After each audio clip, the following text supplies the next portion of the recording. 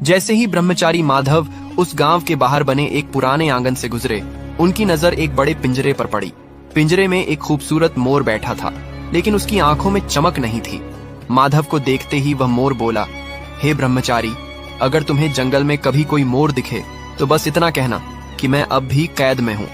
माधव रुके, मोर की ओर देखा, फिर धीरे से बोले, ठीक है, अगर मिले तो मैं जरूर कह दूंगा। कई दिनों की यात्रा के बाद माधव को एक हरे भरे जंगल में एक ऊंचे वृक्ष के नीचे कुछ मोर नाचते हुए दिखाई दिए। माधव वहीं रुके और ऊंची आवाज में बोले, तुम्हारा एक साथी आज भी पिंजरे में बंद है। उसने तुम्हें याद किया है और तुम्हें नमस्कार भेजा है। इतना सुनना था कि एक मोर जो सबसे किनारे खड़ा था एकदम से लड़खड़ाया और कुछ ही पलों में जमीन पर गिर पड़ा। वह अब नहीं रहा।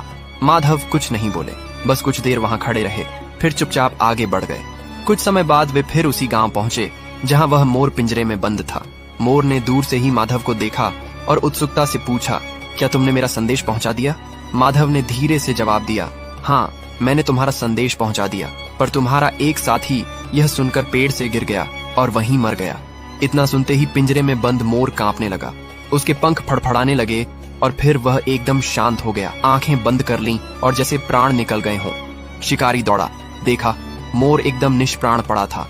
उसने पिंजरे का दरवाजा खोला और मोर को बाहर फेंक दिया, मगर जैसे ही मोर जमीन पर गिरा, उसने पंख फैलाए और उड़कर एक ऊंचे पेड़ पर जा बैठा।